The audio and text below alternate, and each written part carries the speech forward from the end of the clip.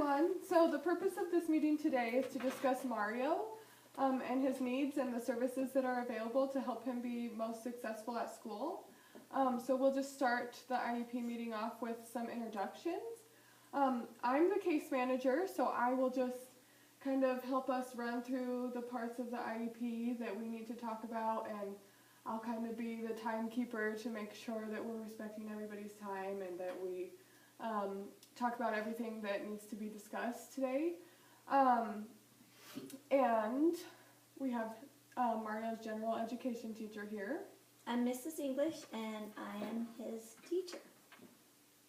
Okay, and then we have the special education teacher. That's also me.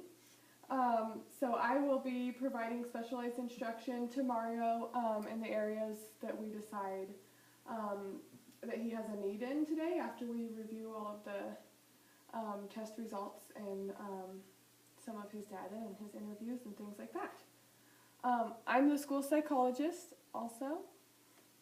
So I will be discussing the special education testing that we have done with Mario and the types of things that we looked at there and which area he qualifies in. And then we have Mario's father. I am Josiah, and Billy Joe could not make it today. All right, thank you. Nice to meet you guys. Nice to meet you. Glad you could make it. All right, so let's go ahead and talk about some of Mario's strengths and weaknesses. Josiah, do you have anything to share regarding these areas? So his strengths definitely include creativity, creating things that resemble car parts out of random materials.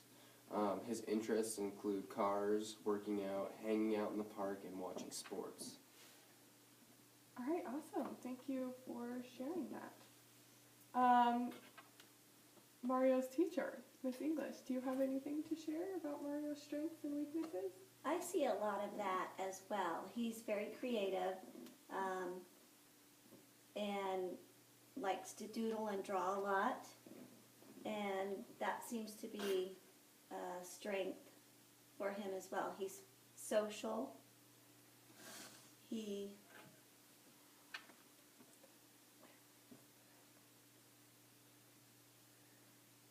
4 out of 5 days a week, Mario has temper tantrums, physically and verbally lashes out at students and does not bring his book, notebook, or homework, or pencil to class. So those are some things that we need to address, and they do impact his academic areas. All right, so thanks for sharing. Those are some concerns that we will keep in mind as we work through the IEP and kind of design some services that might help him work toward those areas of need, and we can hopefully see some improvement in those areas once we get some assistance in place for that. So thanks for sharing. Now we will hear from the school psychologist regarding the special education assessments that Mario participated in and the data gleaned from those tests. So as the school psychologist, here's what we kind of found out from the assessments that we gave Mario. First, he meets the qualification for a specific learning disability through the severe discrepancy in oral language and reading. So what that means is when we compare Mario's VCI, or Verbal Comprehension Index, and his Perceptual Reasoning Index, or PRI scores, he scored a 76 in one and a 94. So it was found that there was a split of 18 points between the two, and to qualify as having a disability through the discrepancy model, there has to be a difference of 22 points between some of the different areas that we tested.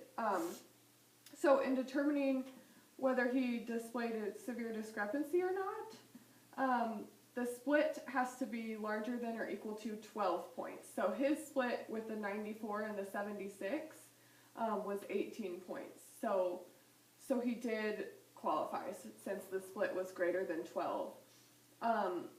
The higher of the two scores is used to find his expected achievement score.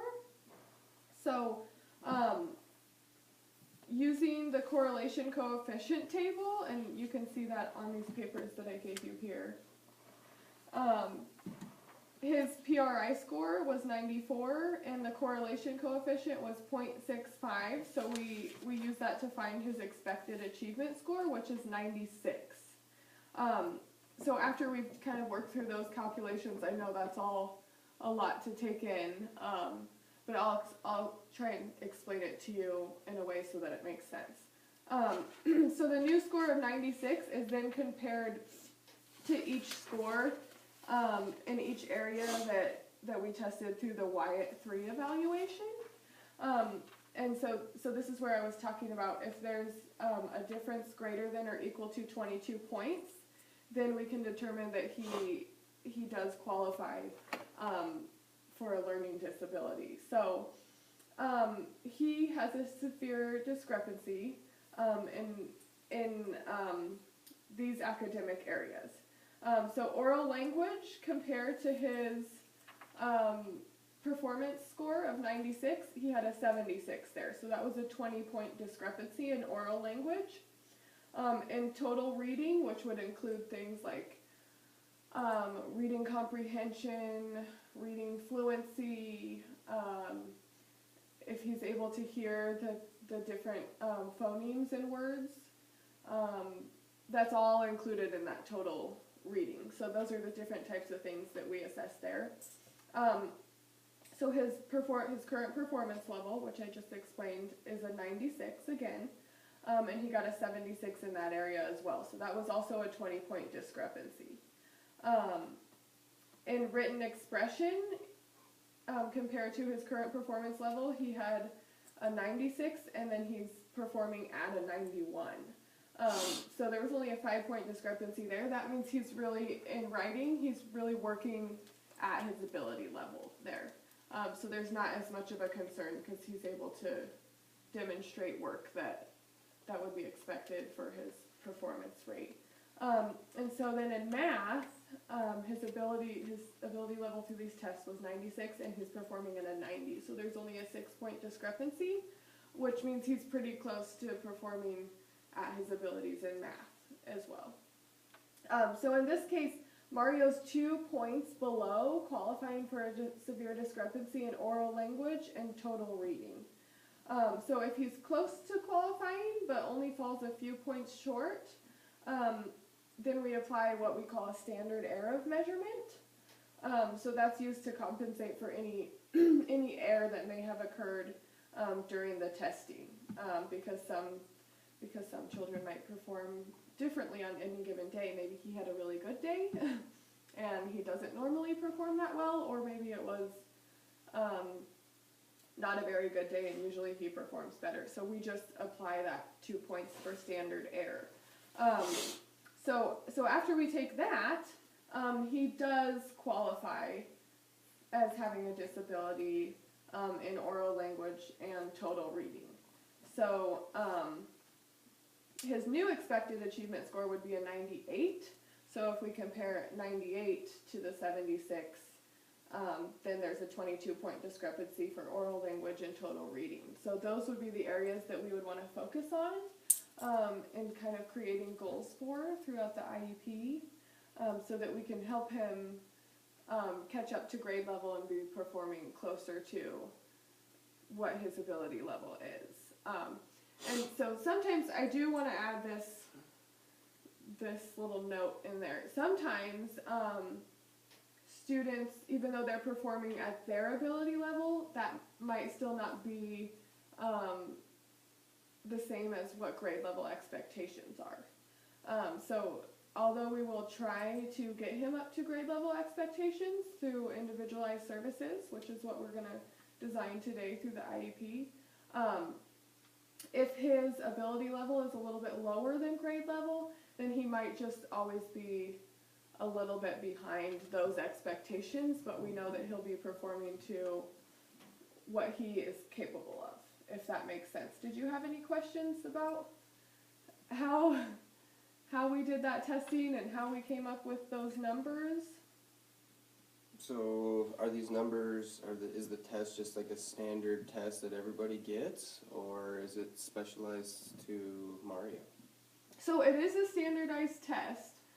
So anyone who receives this test will perform the same activities or complete the same assignments, but we don't give it to all sixth graders. So this was a test that we gave to Mario to see if he had any holes in any of those different areas: oral language, total reading, written expression, and math. So all sixth graders did not get this test, but anyone who would be given the test would do the same thing. The same thing. Yeah. So it's for only the if test. you have like a concern for a student. Yeah, so that would be like Miss English would say there was some concerns in reading. I would like to look further into that to make sure that we're giving him all the services or all the accommodations that we can so that he's successful. So we did look into that by doing these tests, which kind of just break the subjects down into like very, very basic things that you would need to understand these subjects. And then so it gave us information to see if we could find any holes there so that we could provide him with some extra services that were more individualized toward those. So that's what we found academic-wise through testing Mario. We also gave him like a behavioral assessment to see if he was just doing, like exhibiting appropriate behavioral actions for his age level. And so he continues to exhibit behavioral or emotional characteristics over long periods of time and to a marked degree that adversely affect his educational performance. So some evidence towards that would be his inability to build or maintain satisfactory interpersonal relationships with peers and teachers. And then just a couple inappropriate types of behavior or feelings under some normal circumstances where the types of behavior and feelings that he's showing Didn't match up. Yeah. So all tests show that he also falls under the category of emotionally disabled. So we could qualify him under the IEP for emotionally disabled, and we could take that route and maybe try and target some of his emotional needs and see if that helps his academics. Or we could, and we'll talk about this as a team. All of us here are members of the team, so we all have input in which route we want to go. So be thinking about this too when we go to decide this for the IEP. So we could do the emotional disability route, and then his individualized instruction would be more geared toward that. Or we could do the academic specific learning disability route, and then his individualized instruction would be geared more toward those academics, and maybe if he's not having as many problems understanding those academics, then some of the behaviors would subside. So they kind of play off of each other, if that makes sense. So we have to decide, do we want to target the emotional and hope that helps the academics, or do we want to target the academics and hope that impacts the emotional? But the thing to consider when we decide that is that will determine what type of services he gets throughout the rest of his educational career. So if we want to go with behavioral services, that'll be the individualized instruction that he'll get, in 7th, 8th, 9th, 10th, 11th, 12th grade as well. If we want to go towards academic services, then